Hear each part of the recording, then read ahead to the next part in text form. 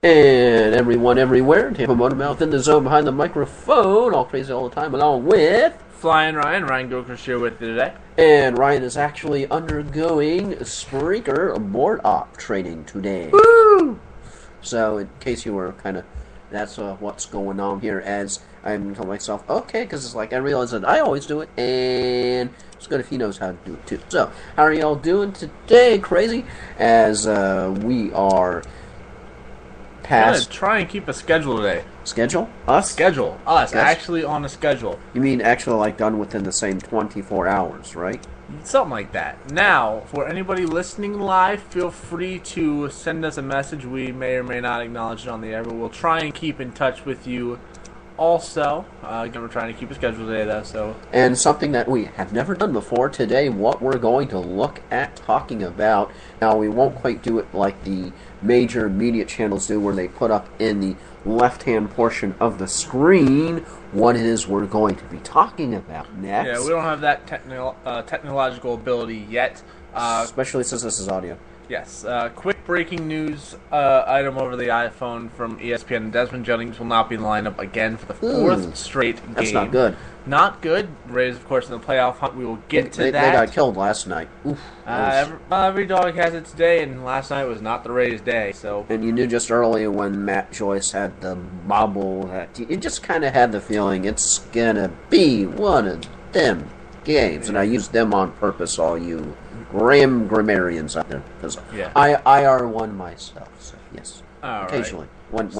But what we're going to be talking about today, wasn't that what we were talking about? Yeah, what we're talking about. We're talking about what we were going to talking about. We missed talking about what we're talking about, so we're going back to talking what we're going to talking about while you're wondering what we're talking about. All right, and we're going to start, give you a quick rundown with the NHL lockout. It's pending. Some new information coming out today about it. So we're going to go on that. We're going to look into the MLB playoffs, talk some Rays, AL East being very, very tight, wild cards in both leagues very tight. Then, of course, the big thing... Tighter than trying to merge from I-74 onto I-275 during rush hour in Tampa. Oh, that tight. It's pretty tough there. Then we're going to talk NFL. Of course, the big news over the weekend was NFL is back, baby. And we're going to go over Week 1 and make our Week 2 picks. And then we have something that we probably not originally doing, but we're going to do something that not many people are doing. It's called the Reverse Eliminator Challenge. We'll go into that in a little more detail, but if you know what the Eliminator Challenge is, you pick a winner every week. If they lose, you're out. We're going to pick the loser every week.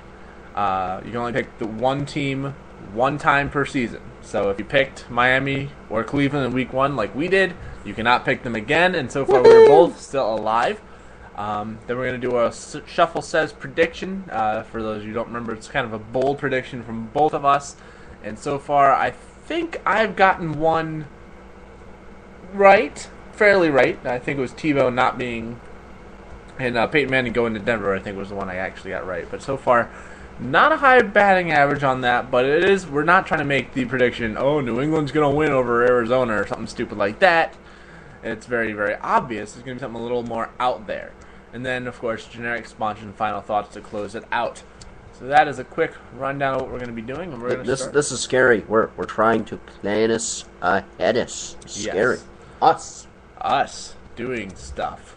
But do we want to talk about the elephant that's in the room? Let's talk about the bad news first, and we'll get to the good news later. As of Wednesday, September 12th, from Yahoo, and anytime you have to say Yahoo, you have to go Yahoo! The NHLPA back at the negotiating table in New York, and when they're talking 250 players being there with the NHL Board of Governors, and do we want to call him by his name or just want to say the commissioner or you should not be named, or like Harry Potter? He will be equal to Lord Voldemort, he who shall not be named, or if the next lockout comes, Gary Bettman, the commissioner, who was pretty much the demon of the 2004-2005 right after lockout. The Lightning won. Yahoo! The Lightning won. All right, we have a lockout. Crap. So there's really only two ways to look at this. With 250 players in attendance, either they think something is close enough to get done where they want to talk to all the players, or they're coming in and saying, we're locking out. we cannot first formal finish it off. session since August 31st. Yeah, it's been a while since they had a big group formal session, but with the lockout pending for about 3 p.m. on the 15th, I think, somewhere around that time. I know it is the 15th, the exact time I'm not 100% on. With that many players there, you have to assume one of two things. And like I said, it's either the lockout is imminent and they're giving the players the warning, or they think they're close enough to the deal where they need to consult with the players and see what their $3.3 billion is what the big deal is all about. Yeah, and this is over a period of 6 years, and the players, I think, they're making 57% of the revenue sharing right now, and the owners want to get them somewhere around 43. The last offer I saw counter was 46 from the owners, and I think the players are around 53. So they've made some progress, but still working. I guess the big worry is that we're going to have an 0-4 type lockout. I don't think it's going to be that bad. If they lock out, it might only be for a couple weeks. I think that both sides recognize the big hit in revenue and popularity. Pun intended? A little bit. But during the 0-4 lockout, they lost a lot of television deals. I mean, they were on ESPN for some of us who remember watching ESPN hockey. Now, how many times do you hear hockey mentioned on ESPN? Never. I mean, you never see it on ESPN at all until it's the playoffs. Chirp, crickets. Yeah, I mean, NBC Sportsnet and NBC and formerly Versus, Centerized NHL Network, they do a good job. But the it's trick is to not actually ESPN. find which channel Versus is on your cable system. Yeah, it's not ESPN. It's not the four-letter network that we all pretty much are stuck listening to all the time. And if you like hockey, it's not a good place for you. So it did a lot of damage the first time. I don't think they're going to let it get that far. I don't think they can let it get that far. Who do you think the bigger villain is? Is it the commissioner or is it Donald Fair? Who do you think the bigger villain is? I think the bigger villain is going to be the commissioner, just because he's the one that really sets the tone. He's the face of the owners, and that's really who's going to try and almost rob the players. 14% of a $3.1 billion revenue stream last year is a lot. I don't know exactly what the math works out to be. It's a lot of money. From a business standpoint, is that when you're looking at the being on the short end of that stick in that deal, you're going, are you kidding me? Is that sort of that type of thing? Yeah, I think the players are going through a little bit of a sticker shock, because 14% of $3.1 billion, that's a nice large chunk and change. Maybe, I don't know, 500 million, somewhere in that vicinity. Maybe not quite that high, between $300 and $500 million per year that they're going to be out. It's a lot, and given that's amongst maybe a few hundred players, but that's a lot. And that's the sticker shock, and now I think they're starting to come around and be like, we do make a good chunk of change to do something we love as it is. Maybe we can give a little bit back. And if they can meet somewhere around 51-49 or 50-50, I think both sides can live with that, at least as a starting point. There's a lot that they got to do, but I think that they're in the final stretch of either we're in for a long, long off season that will take a while, or it'll get done here in the next week or so. I wouldn't be surprised to see a lockout. I just don't expect it to last very long. And one final thought before we move on to something else, as we try our best to keep on schedule here, is what do you think about the coaches? Because you have the players negotiating with all the owners and all that, and the coaches are just stuck in the middle, and you're just wondering, okay, am I going to have a job or not this year? You think that's got to be the hardest? Well, with relation to sports, it seems like the players are the ones that really need the paychecks to keep coming in. And a lot of them are younger, in their 20s and early 30s. Might not have that financial responsibility, spend more than they really should be. And that paycheck, when it gets cut off, is a little more of a hindrance. The coaches, largely older, maybe have a little more financial maturity, going into a completely different sector within sports here. They have their plan. They can survive a year or two without working very, very comfortably. Still have savings behind them more often than not. I mean, I don't think you're going to see Mike Babcock of the Detroit Red Wings worrying about missing a few paychecks because they lock him out. I don't think Tom McClellan of the Sharks, anybody like that. John Tortorella, you think he's going to miss a couple paychecks? Not on your life. I mean, they they have a little more financial security in the fact that, first of all, they've worked longer, have time to build savings, and they are a little more mature with what they do with their money. They're not buying over-the-top cars and homes they don't necessarily need. They have families to take care of, and some of the players don't yet. So, and quick minute answer to this final thought, to the final thought that really wasn't a final thought. Now I'm making this the final thought. You got that?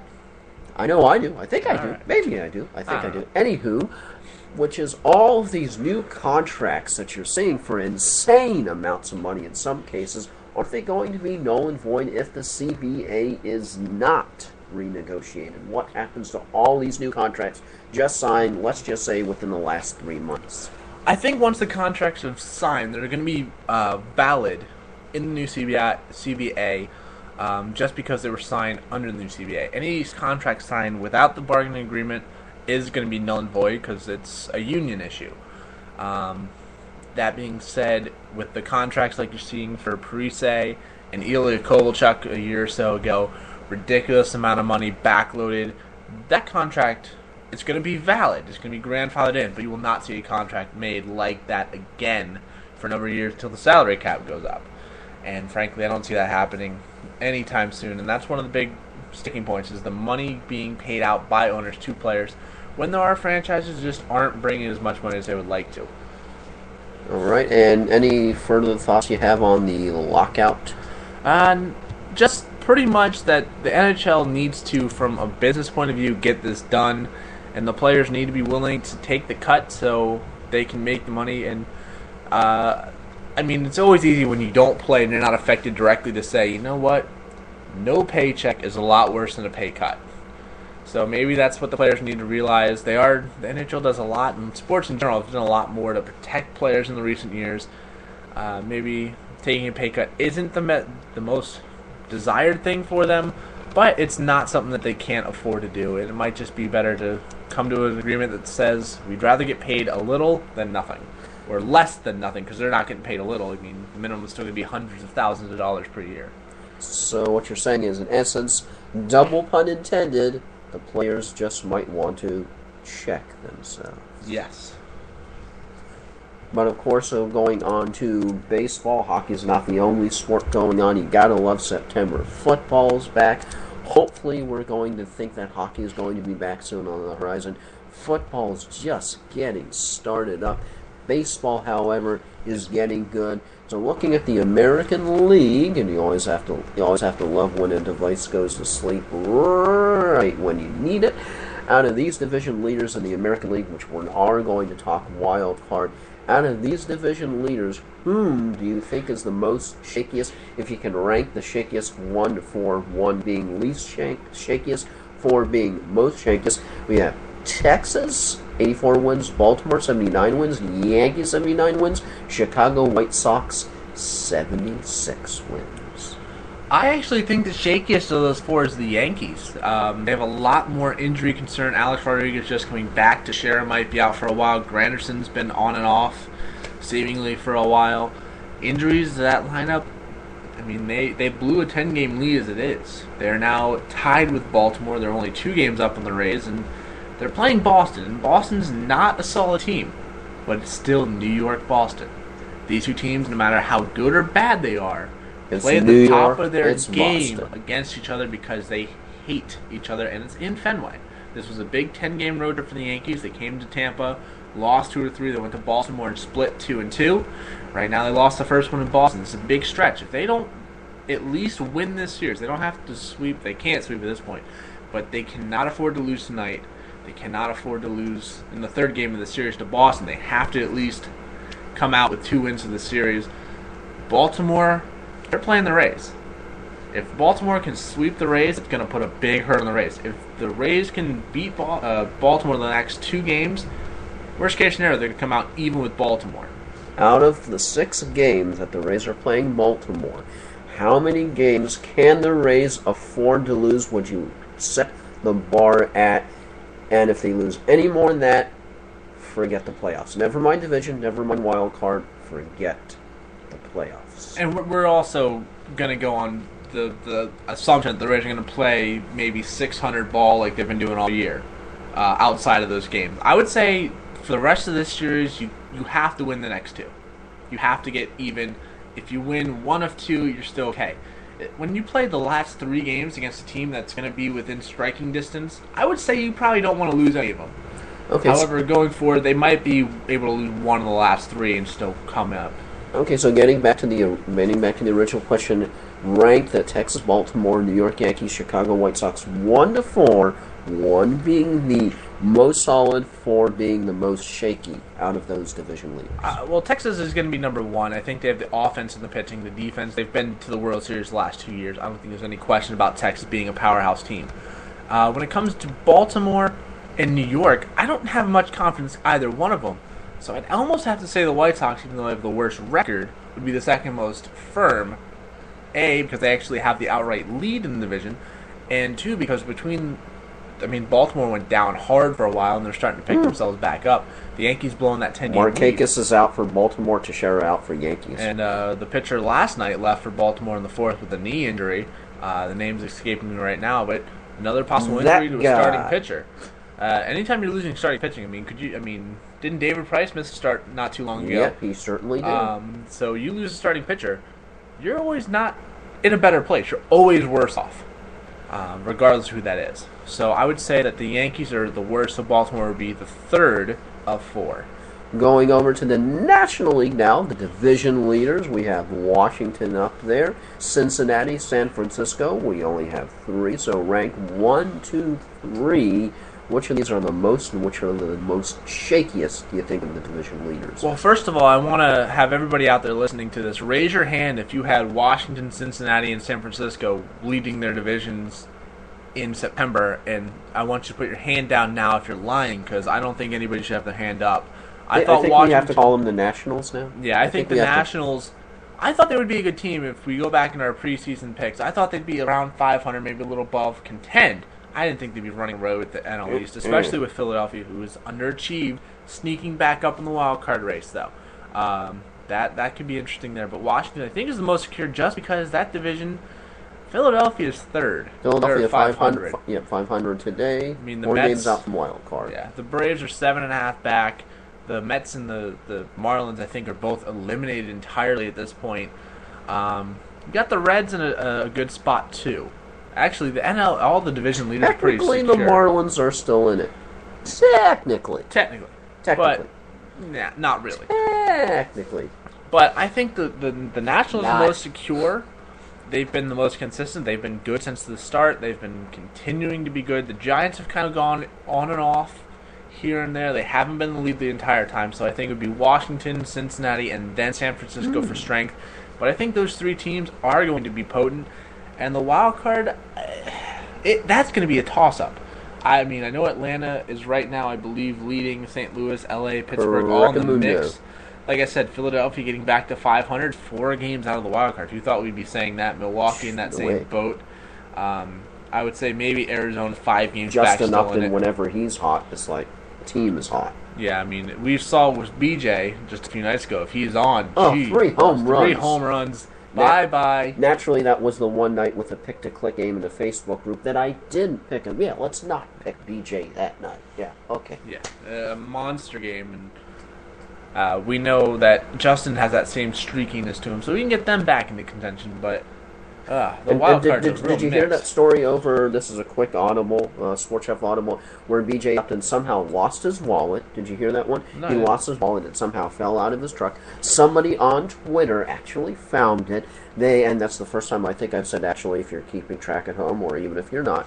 They ended up finding the wallet. They tweeted at him. He responded. They met up and he ended up giving him a bat. And so it's kind of nice to hear a good news story and all that. Yeah, that's the great thing about being an athlete. You can give them some piece of equipment that you have either used or don't really need in that much severity, and you can give it to them. The fans like, oh my god, this is so awesome! And they might have had, I have a baseball bat. They had all these things in their wallet worth, up to millions of dollars possibly. It's funny, but it's good to know that there are people out there that you can, trust. And this reminds me of a story from someone at work who they just got a new car and it didn't have like a key. It has that, push to unlock, push to start kind of thing.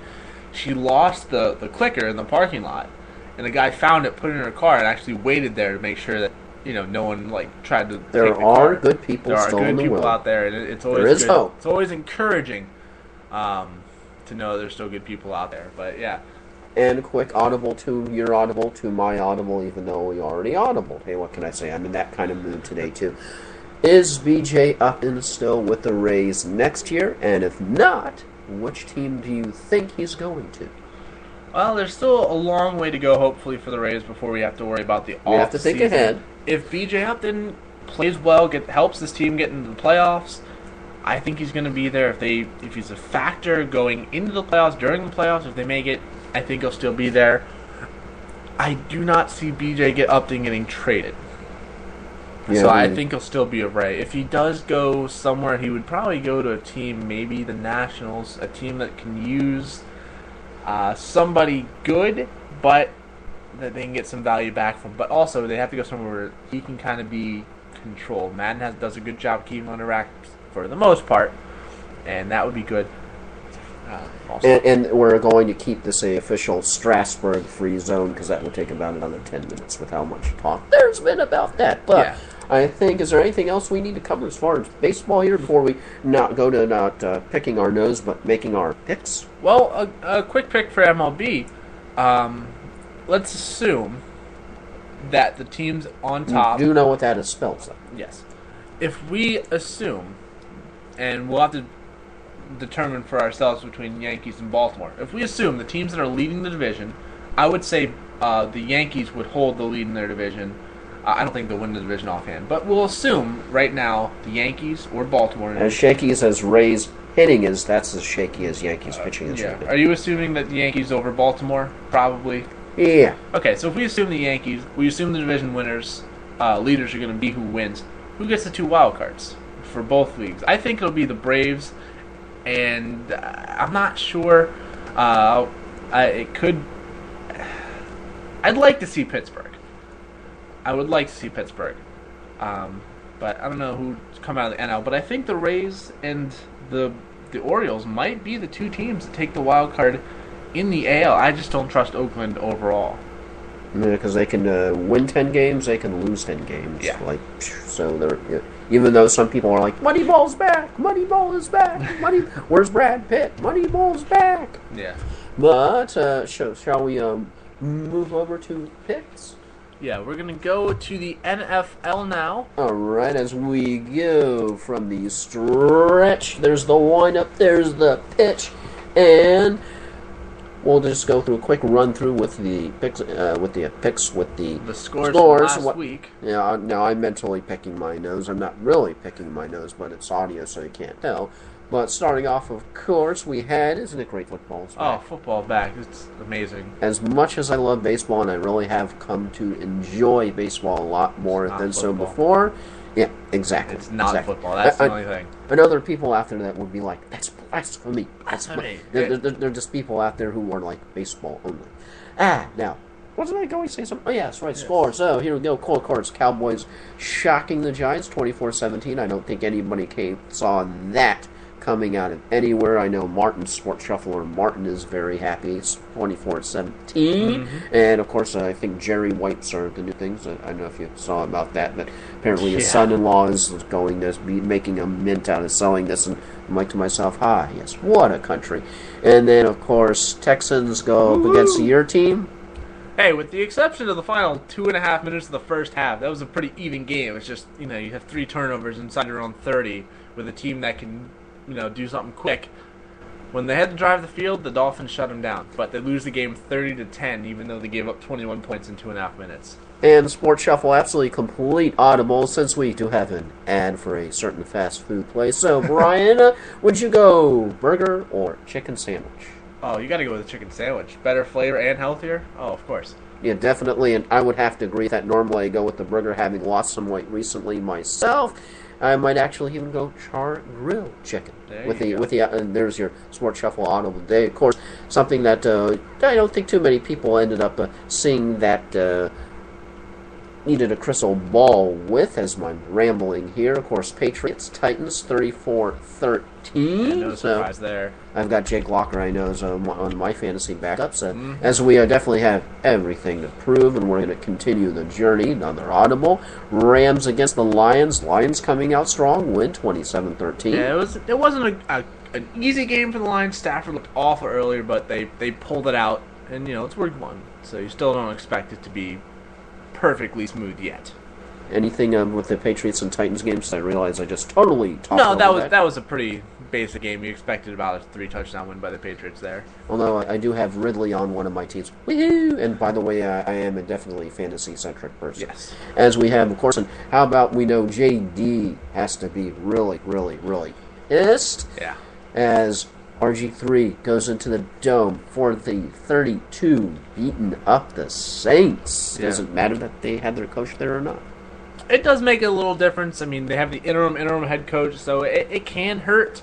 Of course, missing Vilma because he's still on the PUP list, so it's a good solid win for the Redskins. The Saints not at 100%, but at the same time, it's the first game. They just got hit with another hurricane, so they kind of had the city. They could kind of give the city a little more hope. Not as bad as Katrina, of course.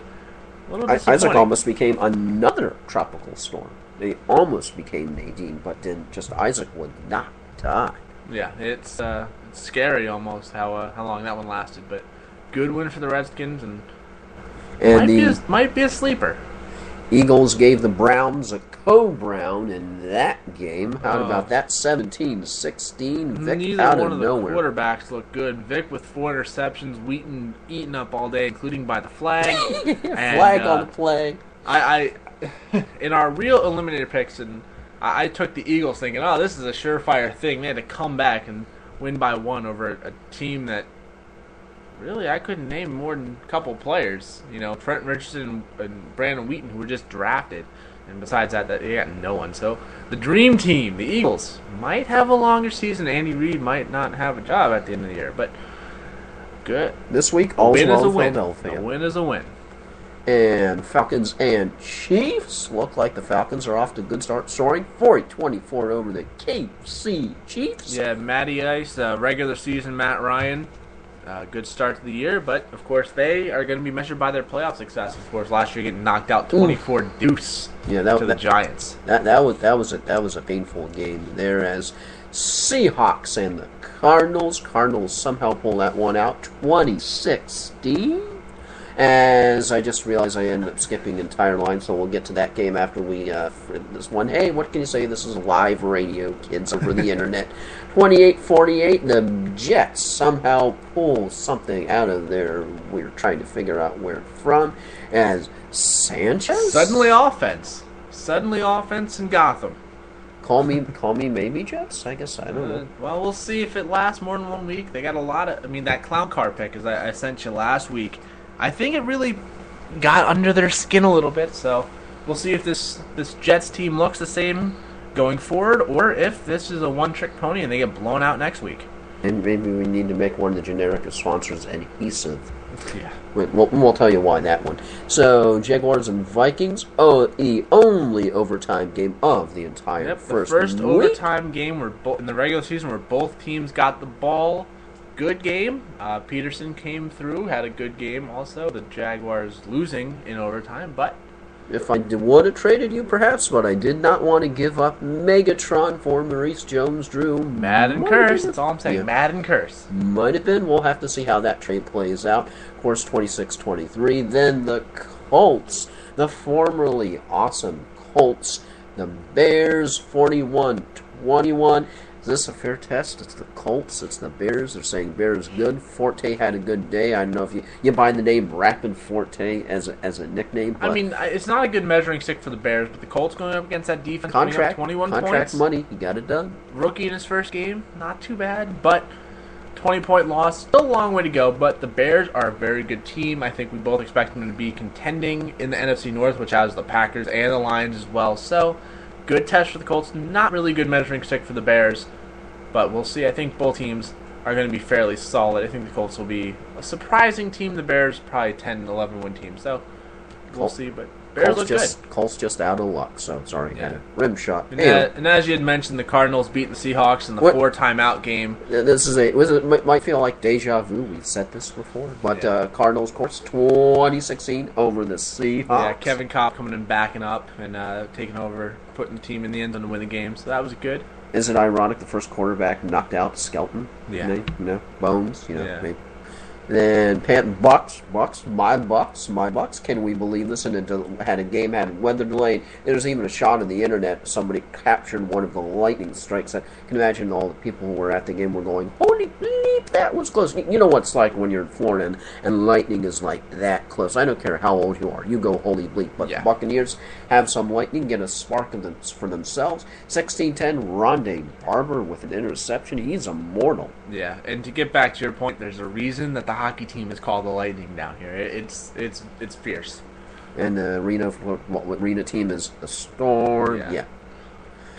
And with the Bucks, so it's just I remember reading that people were comparing Cam Newton and also RG3. That Cam Newton had statistically the better rookie debut, but RG3 ended up going and he got the W. So what do you think? Because many people are saying this is a game the Panthers had to get. I think the Panthers are due for a step back. I think Newton's going to have a sophomore slump. I think him and Andy Dalton will go fairly downhill quickly. Wrapping up the recap pretty quick. The Niners go into Green Bay, win 30-22. I live with a Green Bay Packers fan. There were a lot of calls that they said didn't get called, but the replacement refs There was even the fourth time out in the Detroit game, right? Fourth time out in the Seahawks game, and they almost came back and won that one, thankfully. Thank you for the correction. But an 8-point win for the Niners in Green Bay, and probably the best game we'll see all year early on. The night game was the Steelers going into Denver for the second straight game. They go into Denver. I've got him in one league. Yep. Peyton. And they win 31-19 over the Steelers. The Steelers on a 2-game losing streak going back to last year, both games in Denver. The 2 Monday night games this week, you had Baltimore absolutely blowing out the Bengals. Second one was better than the first. 31-point win, 44-13. Flacco looks good. Ray Rice looks good. The Ravens look like a scary team. And the Bengals, remember, were a playoff team last year. And there was a Raiders fan put into handcuffs. I know you were shocked. No way. That never happens, does it? Yeah. And then the finale of the week was the San Diego Chargers going into the black hole of Oakland, winning 22-14 in a game that got a little more interesting late. It was 22-6. Come back, get the touchdown, 2-point conversion, the onside kick. Tried to bank it off the player on the front line of the Chargers receiving team, missed, and that pretty much ended it. And then they had a punt return. They punted with 3 seconds left and had nobody back to return it. They just tried to all-out block. I figured, why not get somebody back there to at least try the return? Or the Chargers, why not kick it out of bounds? But all in all, Chargers win 22-14. And we're going to look ahead to next week and go over our picks real quick. And these picks are straight up, not against the spread. Straight up, not against the spread. And we're going to go a little rapid fire here.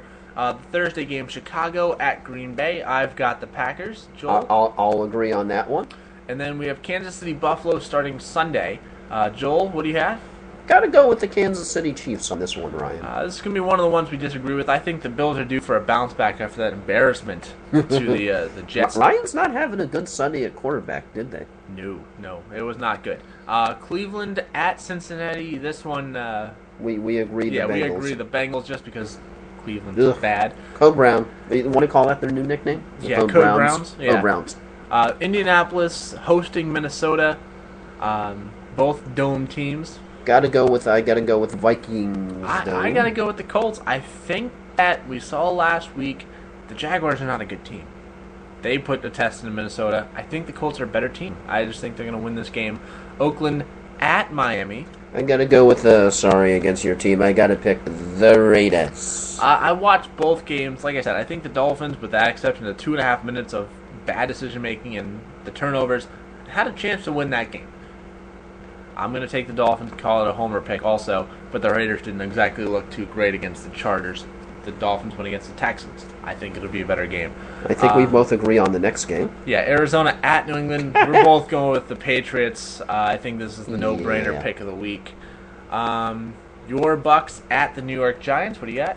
As much as I think the Bucks have a shot, it's New York, so I got to go with the Giants, and I think I'd pick the Giants against the spread too. Sorry, Yeah, Tampa. the Giants, I think, are due for a bounce back. The Bird Battle, Baltimore at Philadelphia. Gotta go with the Ravens. Say Michael Vick, nevermore. Yeah, with how bad the Eagles looked in Week 1 against a very bad team and how good the Ravens looked against a playoff team from last year, you got to go with the Ravens. New Orleans, the upset from Week 1 against Carolina. It's ain't happening for the Panthers. It just ain't happening. Sorry. Saints. I wanted to pick the Panthers, but I just don't see it happening. I think the Saints are going to win. Houston at Jacksonville. Yeah, as you said, the Jaguars are a terrible team. I think this is the year Houston pulls himself together, going with the Texans. Yeah, I think Jacksonville has a decent, better team when they play Morris Jones-Drew more. He'll get more carries this week, but Houston, I think, is a team that's going to run away in that division. Yeah, it's another Jennings who's injured, if I remember correctly. Yes.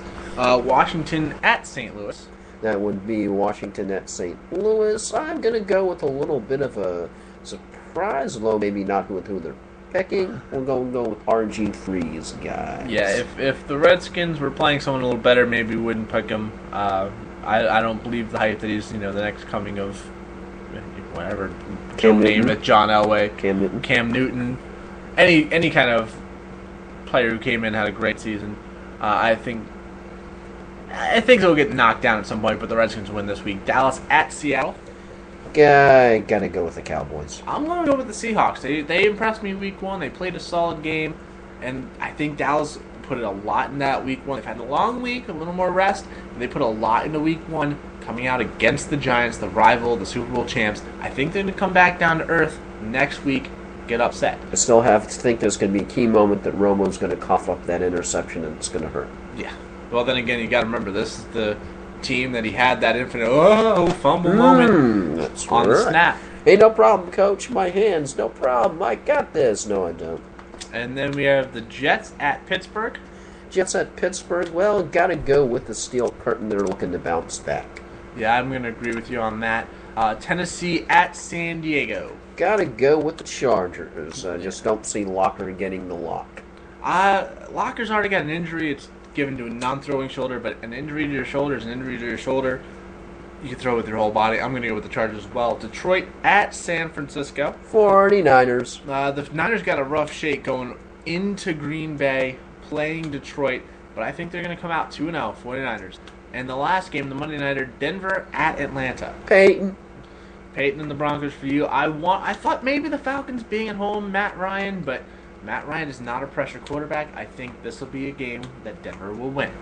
And we got to go into our 2-minute drill here. And as we move forward, we are going to do our reverse eliminator challenge. And again, if you didn't catch us earlier, this is where you pick the team you think will lose. And you can pick the team, just like the eliminator challenge for real, you pick the team you think is going to win, but you can only pick each team once.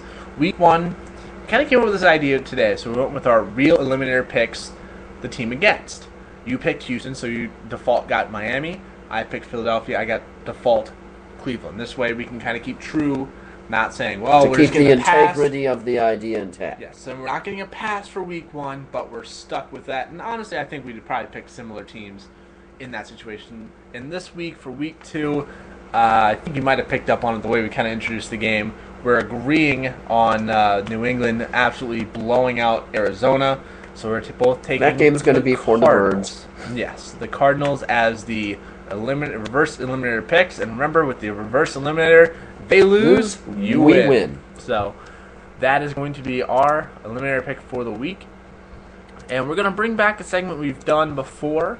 We're going to go a little quick. It's going to be the Shuffle Says Prediction. Joel, you go ahead and lead off. Mine, crazy, but maybe not so crazy. I'm going to say Rays win the AL East, not the wild card. Yankees collapsing, can vault them or keep her done. As long as the Rays can get some semblance of offense, Rays win the AL East. That's my Shuffle Says. Well, the Rays have a flair for the dramatics going down the stretch. That's usually how they make you can't see me. I'm doing an Evan Longoria, yeah, Longoria 162 right 162 landing. I'm going to say that the Philadelphia Phillies come in and get the second wild card. And this is a team that can, with the pitching they have, They're back to 500, as we back said to earlier. 500. In the They were show. some 15, 20 games out at one point, or something ridiculous like that. So they're coming on strong. They have the pitching. It's just a matter of catching the teams in front of them. But I'm going to say the Philadelphia Phillies get that second wild card. If they get in with Holiday, I mean, the offense is starting to go. They got a team. It's just they got to put it all together. That pitching staff, Hamels, Holiday, Papelbon as the reliever. You have Cliff Lee, who's got one win, but he's got several quality starts. They just won't score for him. They've got enough there. Rays pitchers know how that feels. They've got enough there that they can be a good team. So we are going to go quickly into generic sponsors and final thoughts. Real quick, just energy drinks. Adhesives were because we kept dropping stuff. Yeah, we're going to keep it nice, short, sweet. Energy drinks, generic sponsors, and adhesives for today. For final thoughts, Joel, if you want to go ahead and lead off. Yeah, just as we do want to take since we didn't have a show yesterday, all knowing yesterday, of course, the anniversary of 9/11, I think it would be appropriate if both of us, as hard as it might be, just to take a moment of silence to reflect and remember what happened that terrible day.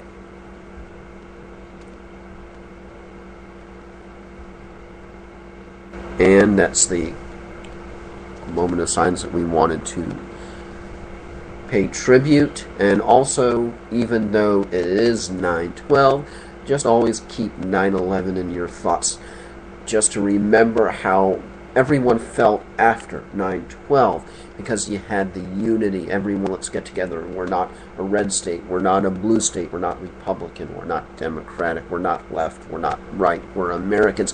And it's amazing how almost a month or 2 months that was gone. That feeling was gone. We were back to red, back to blue, back to left, back to right, back to all of the schisms that were out there.